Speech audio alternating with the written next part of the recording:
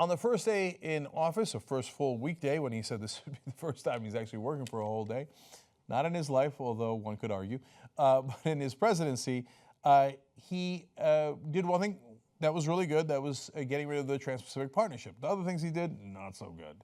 So let me tell you about that. United States law, as New York Times explains, already prohibits the use of American taxpayer dollars for abortion services anywhere, including countries where the procedure is legal. But Donald Trump signed an order that takes it further. It freezes the United States funding to healthcare providers in poor countries if they include abortion counseling or if they advocate the right to seek abortion in their countries. So this is called a gag law. And so what it does is it tells foreign workers, if you're trying to help people by giving them counseling in a thorough way, but you mention abortion, that's it, your funding's gone. Now, Reagan is the first one to have done this. It's called the Mexico City rule because he introduced it in Mexico City. And to be fair to Trump, he's not the only Republican who's done this. Reagan did it. And every time a Democrat comes in, they repeal this rule. And every time a Republican comes in, like George Bush or Donald Trump, they put the law back into place. So he's doing what the other Republicans have done, but it doesn't make it any better. By the way, during Reagan's administration, when they had this law in effect, abortions did not go down. In those affected countries, they went up. Because once you start to block contraception and general help and advice on health, things don't get better, they get worse, including more abortions. It's counterproductive, but they like to make themselves feel better by saying, yeah, we got them to shut up, that's right, okay. Well, abortions went up, oh, we're pro-life, okay. So it's not the only outrageous or policies that we disagree with. You might find them outrageous or not, but I certainly disagree with them. That's not the only one he did today.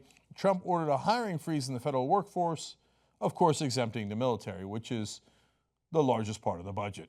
So, except for the giant government program called the military, which is an enormous part of our budget, on everything else like science and helping people and helping workers and safety, no, we're going to stop hiring there. But on buying submarines and jets, etc., to bomb people, full steam ahead. And NBC News says Trump noted that his long-promised action to shrink the federal government would not apply to the American military. So to the largest part of the American government, you're free to continue to be incredibly bloated and waste a tremendous amount of money on interventionist wars, which I pretended to be against in the campaign. Oh, okay, got it. Furthermore, earlier on Monday, Trump suggested that companies that move outside of the United States should expect to face a substantial border tax.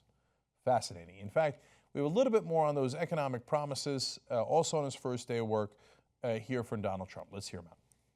What we're doing is we are going to be cutting taxes massively for both the middle class and for companies, and that's massively.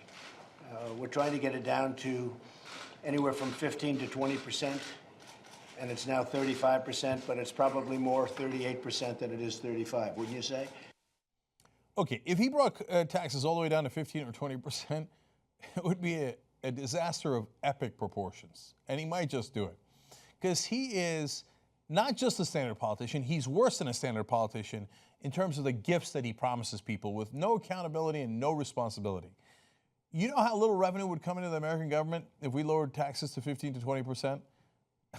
The deficit would balloon more than anything you've ever seen. George W. Bush exploded the deficit, and that would still be chump change or Trump change compared to what Donald Trump's tax proposals are. Hopefully somebody reins him in on that, because those proposals, in my opinion, are insane, and you'll see them. If you're a conservative who claims that you got to balance the budget, well, this will pulverize the budget. I guarantee it. Okay, now, he's not done yet. He's also going to pulverize regulations. A bigger thing, and that surprised me, is the fact that we're going to be cutting regulation massively. Now, we're going to have regulation, and it'll be just as strong and just as good and just as protective of the people as the regulation we have right now. The problem with the regulation that we have right now is that you can't do anything. I'm a big person when it comes to the environment. I've received awards on the environment, but some of that stuff makes it impossible to get anything built. When somebody wants to put up a factory, it's going to be expedited. And you have to go through the process, but it's going to be expedited. And we're going to take care of the environment. We're going to take care of safety and all of the other things we have to take care of. But you're going to get such great service. We think we can cut regulations by 75%, maybe more, but by 75%. Have, in a certain way, better protections. But when you want to expand your plant, or when Mark wants to come in and build a big, massive plant, or when Dell wants to come in and do something monstrous and special, you're going to have your approvals really fast. Okay? Thank you, sir. Cutting regulations by 75%. Okay, what are regulations? Are they just things meant to annoy you? No, if that's the case, and there are plenty of regulations that do that, I would be opposed to them as well. But some regulations are for coal mines. It says, hey, here are the bare minimum things you have to do to make sure that people don't die inside those coal mines. Or if you're running a plant or a factory. Remember one exploded in Texas a couple of years back? I mean, the stories happen nonstop. There was another one in Corpus Christi, Texas. There was an asphalt company. Oops, the asphalt got into the drinking water and poisoned everybody. Oops. That's why we have regulations, so that you don't do that. So if you say, all right, your factories, your plants, they're going to get approved right away. Well, they might get approved with no safety regulations, right? Or to make sure that they don't accidentally pollute into our rivers, into our waters, into our air. That's what you need the regulations for. There's a reason that they exist. And what a child. He speaks this. I'm a big person when it comes to the environment. What does that mean? Okay, and I've gotten many awards on environmental issues.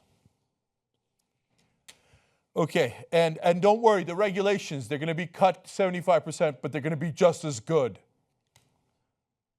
What does that mean? Like, you really think that that's going to work? And you don't believe in any regulations? Well, you're a knucklehead, and you don't know what those regulations do.